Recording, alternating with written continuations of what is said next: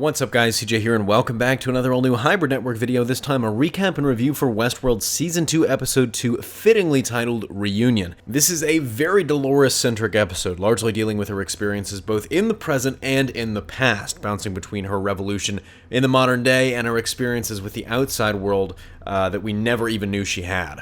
The episode opens in the past with a shocking revelation. Arnold brought Dolores out of the park, believe it or not, and into our world, as he calls it, for an important investor presentation. However brief her experience was, she really struggles to comprehend and reconcile what she's seeing with her reality, which kind of results in this almost childlike wonder. We then find Logan and William at the investor presentation Arnold and Ford were there for, and learn that this actually takes place before the events of the first season. And we also learn that Logan is actually Logan Delos, of the Delos, and Ford and Arnold's company is the Argo Initiative. But in the show-stopping scene of the episode, Logan realizes that his seemingly, not private demonstration is actually fully private and that everyone else in the room is a host, which fully sells him on the idea of the park. Back in more present events, Dolores brings Teddy to one of the park's host restoring rooms and shows him his own history, much to his horror and anger as he realizes he's died literally hundreds of times. Interrogating a security guard, they discover that Delos' plan is to send 800 security guards to basically clear the park sector by sector, for which Dolores has a plan. We then flash back to the past again in the park, but after the events of Season 1 this time.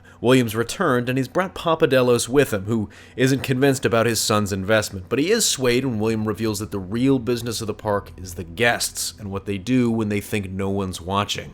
Back in present events, we have a meeting of the minds. Maeve and Hector cross paths with Dolores and Teddy, and they definitely don't see eye to eye, and that relationship is something to keep an eye on for the future, even if it is a very brief moment. Dolores goes on to meet with one faction of the Confederados, and in a ballsy scene she faces down with the leader of this particular regiment who rejects their offer of joining forces. She then has Teddy show off his skills and gun them all down, only to wake the leader up, proving her power over life and death seemingly.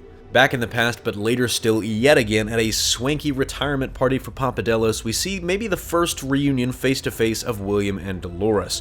Dolores' face falls noticeably when she sees William's wife and child, which is a little bit odd for a robot, kind of a sign that something was wrong there even back then, and she later finds Logan, who's fallen farther into drug addiction after being leapfrogged and humiliated by William, who basically believes that humanity is threatened by the hosts. The other storyline of this episode features the Man in Black. He saves Lawrence, the former El Lazo, from some bandits and recruits him for his mission, revealing to him that basically the park was built for people to let out their sin, kind of like the Purge, and that he's going to escape and burn the whole thing down. Their journey takes them to Pariah, which is descended from general lawlessness to actual anarchy, resembling a town from Bloodborne more than the sinful city from last season. There they find the real El Lazo, or at least the current El Lazo, played by Giancarlo Esposito from Breaking Bad. Promising him the truth, the Man in Black attempts to team up with him. Refused, he tries to take his men, only for El Lazo to drop the "this game was meant for you, William" line, and tell him he's got to play it alone though, at which point all of his men simultaneously commit suicide before he shoots himself too. The episode ends with William speaking to Dolores in yet another flashback and a little bit further in the future. He remarks that she's just a thing, a reflection, and that he's surprised he was ever in love with her, basically saying that he wasn't interested in her, he was interested in himself, and that helped him discover the park's true purpose before showing her something he was building in the park.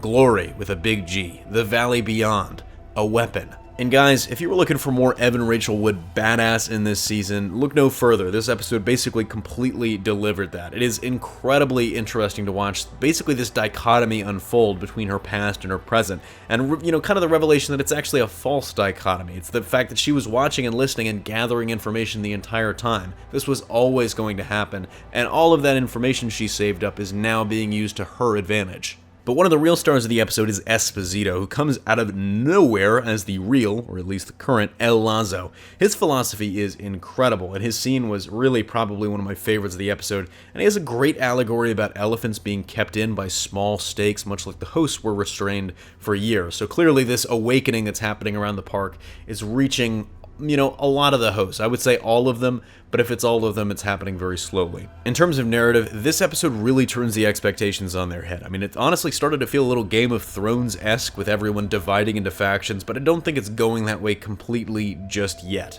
If you were looking for a continuation of the Bernard storyline or Bernard-Old, that's not here. We basically just see Dolores and Teddy. Maeve and Hector show up very, very briefly, and then everything else is the Man in Black and Lawrence. It is a complete left turn from where I thought this episode was going to go. We further see in this one that one of the central moral questions this year is the nature of reality, what it means for something to be real. I mean, again, here it's expressed very clearly. The hosts see the park, their loops, their lives, and their deaths as very real and not for fun, as the guests and park workers keep insisting.